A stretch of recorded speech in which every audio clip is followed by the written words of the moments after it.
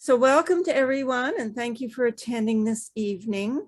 Because Eva is in England and it's midnight there for her, I'm going to start immediately with our main presentation. So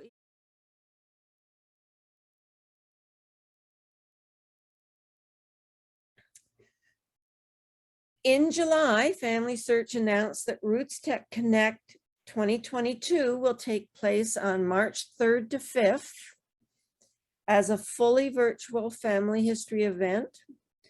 After welcoming over 1 million visitors from over 240 countries to its 2021 online event, Roots Tech Connect 2021 was the largest in the history of Roots Tech. So building on last year's success, they're going to do it again, and it's going to be virtual completely and free completely. And they hope to open up the registration sometime this month. So don't forget and get yourself registered, because this was absolutely fabulous last year. Well, actually, it was this year. Now, I do want to give notice of the annual general meeting of our branch. It's going to be at our November meeting, which will be starting at 7:30 p.m. And most of the positions on our council are available if you're interested, especially for those members who are wearing several hats, like myself. And if you want to talk to me or past chair Stephen about this, please send an email to Durham Chair or Durham Research at ogs.on.ca.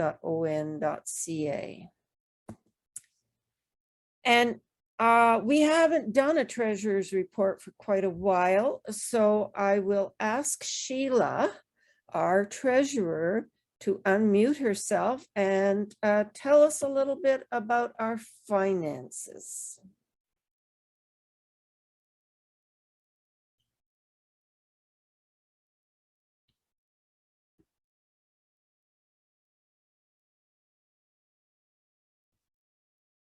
I can't hear you, Sheila. I hope you're still here. Let me go to my participants and see if I can find Sheila. Yeah. Oh, there. Is that better? That's better. Thanks. Thanks, Sheila. It wouldn't turn off. Okay. Okay, so I have my report for June, July, and August. And our withdrawals have been very regular, nothing unusual. The rent, the summer newsletter, the June speaker, and the service charge, which is withdrawn monthly. So withdrawals are as marked there in June, $486.81, $303 in July, and the same in August. And we just had a few deposits in July, which was our HST rebate and our branch membership fees, branch donations, and our branch e-store sales. And so now our current balance, and it's the same today, there hasn't been any change, is $2,980.56. Thank you very much, Sheila. I guess we can afford a couple more speakers. A couple more. Yes. That's Thank great. you, Nancy. Thank you. And again, for society business, cemetery report, we have a brand new section of the Goodwood Cemetery, and it's being published up on the main Ontario Genealogical Society's marketplace. If you go to the home page and click on the marketplace and then branch downloads, you'll be able to find this brand new section. First transcribed by Shelley Lunny, our volunteer, and I would like to express thanks to her. And I actually she did it quite a bit earlier this year, and I actually got up in the last month or so and did the double checking of the final product. Our upcoming meetings, the DNA Special Interest Group, it's going to be on the OGS Teams platform, which will be a bit of an experiment. You do have to get in touch with me if you want to join the private group. The invitations will only go to the private group because we often show personal dashboards where we have not blanked out our matches names. And so we do keep our meeting very private. Our next meeting is on Tuesday, the 5th of August at 7:30 p.m. We have secured Leslie Anderson from Ancestry.ca, and her topic is going to be researching women using Ancestry.ca, something to look forward to. November is going to be Glenn Wright, as well as our AGM, and he's going to be talking about the Second World War, researching Canadian men and women. For our show and tell on the 7th of December, last year worked out quite well. And so we're going to be via Zoom again. We may have a chance at in-person if the fourth wave slows down again. We'll see. But at the moment, I plan on Zoom. I asked all those who wished to show an item last year to either send me an image or an internet link to the item, because unfortunately, holding things up to the camera on your computer and still having them clear and crisp and readable just doesn't seem to work. So I prefer to have a photo, image, link that I can put in the PowerPoint program and bring up and then ask you to talk about the item. Unfortunately, we can't provide Christmas goodies, but we hope that you will bring your own. After the show and tell last year, we had a really vibrant chat session, and I sure hope we can do that again. It was really good meeting. So just a very quick, I'm going to talk about my 4 top sites for finding webinars at little cost. This topic probably should have been done a year ago, but I'm put it together anyway, and I hope you'll enjoy it. So these are the 4 top sites I use: Ontario Ancestors and the Branches, a place called Conference Keeper, Legacy Family Tree Webinars, and the Brigham Young University Family History Library. And I've only just discovered that one. So that's probably what prompted me to do this. For the monthly Ontario Ancestors webinars, go to the home page at ogs.on.ca, click on Education, and see the upcoming webinars. If you're a member, you can sign in and see previous recordings. And sometimes they have an advertisement on the homepage as well. And they also advertise weekly in what we call e-newsleaf or e-newsletter. Kim is really good at putting a slide together. She shows it at the monthly Ontario Ancestors webinar, and it was put in last Saturday's e-weekly as well. Make sure you're signed up for this newsletter from Ontario Ancestors. You don't need to be a member to sign up to get a Saturday newsletter. The sign up is on the homepage. The second one is conferencekeeper.org. It's a totally volunteer effort. Go to the home page and click on the find virtual events here. It will come up with, if you click on agenda, It will come up with a kind of list view. Note the virtual free, $ for not free, and combined for some of each. Conferences are mentioned here. Different types of courses are mentioned here that cover several days. So always check here.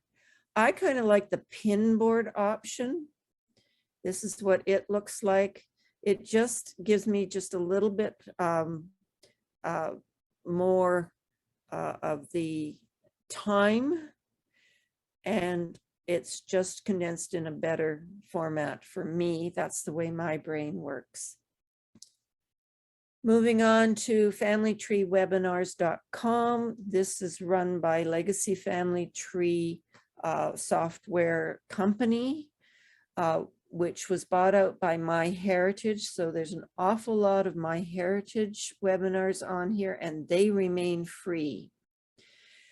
Upcoming webinars can be seen from this link, and they're about, I think, 45. I think that's on another slide. The webinar library has over 1,500 webinars in it. You can also search for talks by specific speakers that you like. And if all you want to look at is the free library, free webinars in the library, click this button right here.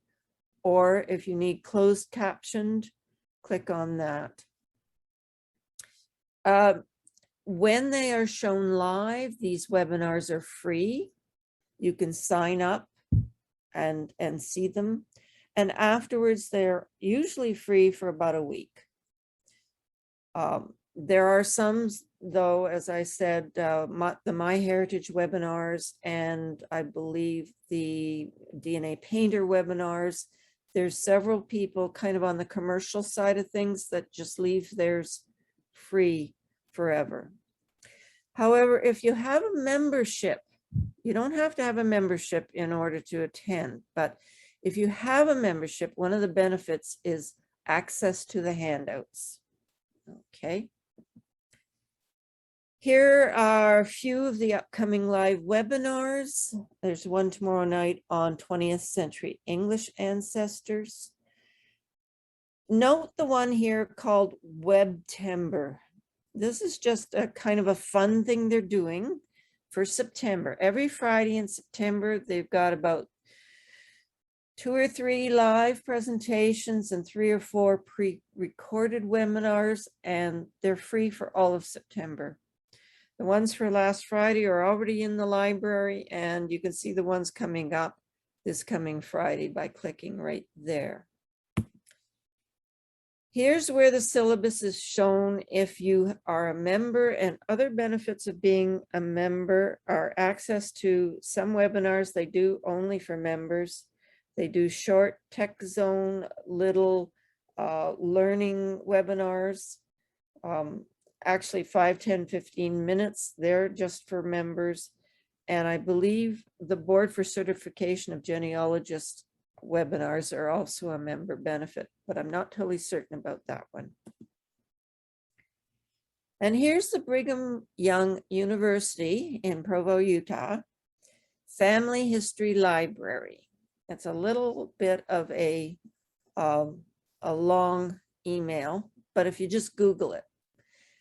But if you Google it, keep family history in the Google. If you look at BYU Library, it takes you to a different part of the website. And on here, there's free classes and webinars. It's also over on the navigation list over here. Leads you to the same place. This is how they're broken out. Sunday classes, weekday classes, indexing classes, because you can volunteer to index for Family Search, and basic tutorials. And it's really easy. You just go see the webinar schedule and sign up. And you can also look in the webinar library. And here's all the catalog categories that they have. And it's just amazing what's there. Absolutely amazing. So at this point, we do have, say, 10, 15 minutes left. So I can open up the chat window and see if anyone has any genealogical question, and we can get several people to put comments in there. So send your question not to me, the questions person, but just to everyone, and then we can everyone can join in and try and answer it. And if it's really complex, we can even let you open up your mic.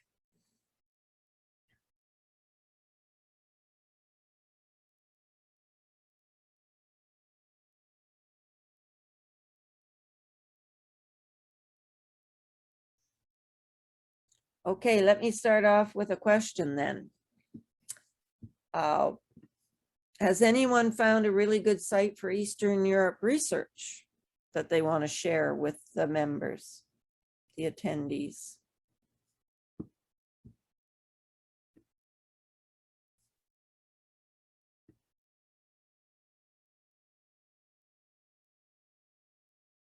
Could I touch on Prussia? No. Is there anyone out there in the audience and the attendees who could talk about Prussia? Do you have a specific area of Prussian research you'd like to? So I can talk a little bit about Prussia. I'm still here. Oh, good. Thanks, Eva. I didn't know if you had signed off yet. No, not yet. I can't see that. So Prussia was a huge part, and it depends exactly where you're looking for in the town. A lot of the records, however, will be in German and could be kept in Germany itself, because obviously Prussia, once it amalgamated and was unified, it unified with, I think there were 26 little pieces, because Germany was only unified in 1871. So before that, it was Prussia, and then about 26 little kingdoms with 26 little kings. And then it was only unified in 1871. So a lot of the records can be found in Germany, but it also depends what part, because there are parts of Prussia that went to Russia, to Poland, and the records will be there as well. Okay, and so Brook, so I'm not quite sure exactly where that is. But yeah, send me an email and I'll see as much as I can help you with Prussia. Okay, and don't forget the Family Search Wiki. Yeah, Family Search Wiki. I mean, I'm sure you've all noticed that I was just, every second word was Family Search. Family Search is brilliant. So Westphalia is in Germany. Go to Germany, Sharon. Family Search is brilliant. Their wiki is like absolutely amazing. It's my first go-to point for anything whenever I'm looking for something. If I'm looking stuff, and it doesn't matter anywhere, they have got the most amazing information there. It is definitely one of my favorite sites, and I love it. And their images. Yes. A lot of people don't know, if you go on to search and just images, instead of catalog, just go to images and search the images. There are thousands of images there that people aren't even aware of, that they're there. They just haven't been indexed. Yes. It's going to take them a long time to catch up with all the digitization they've done of the microfilm reels. Well, yes, because they stopped sending out films in August 2019 to all the various family history centers. And I know they started closing the family history centers down, and their commitment was, I remember speaking to the one guy at conference, I think it was when we held conference in London, that they were planning to have all the films that they had in Salt Lake City, at least digitized and online by 2022. Well, that's Yeah. not far off. That's like 4 months away. It is. So Yeah. they might not be indexed, but they will be there, you know, digitally. Yes. That brings up a point I'd like to mention. Stephen and I went to the Oshawa Family History Library because they offered us films and books. They were clearing everything out. Everything's going to be computer. Yes. It was almost heartbreaking to see. It is heartbreaking because, I mean, the Burlington one, they closed down. I don't even know what happened to all the stuff there. I mean, there was a load of films, a load of books, so much information. Yes. And it just happened from 1 week to the next. You know, Oh, I got a message to say, sorry, we've closed down. That's it. we got 24 hours notice it was happening. Yeah. And an invitation to go and take anything we wanted. Yeah, no, I didn't get an invitation. And we had like an hour to do it in. Yeah, it's crazy how quickly they closed them down. Yes, it was. Okay. Elaine said, thanks for the websites. One other place she found with good webinars is the Allen County Library. Yes, that's true. I believe, what's it called? I'm not sure the website, but if you put Allen County Public Library in your Google, you'll find it. It's the second largest genealogy library in North America. Okay, can I ask then, has anybody heard a good speaker lately that the branch should book for next year?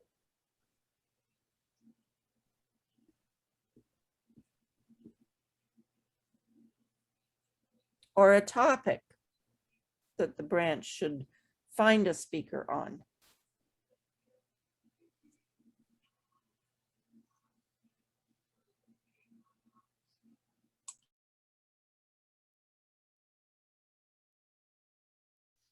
Oh, Elaine's put the address in the chat for us. Thank you, Elaine.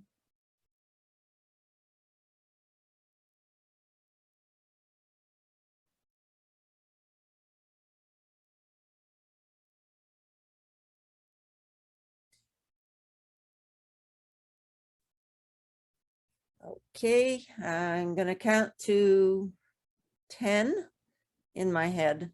You don't have to listen. And if I don't get any more items in the chat, we're gonna close the meeting. I'll just put up our contact information.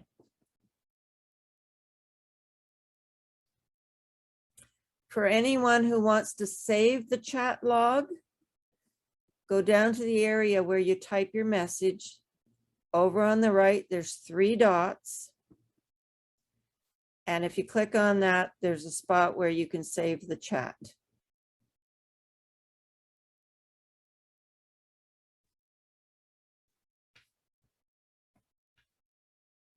Okay, so here's our contact information. We do have a Facebook group and a blog.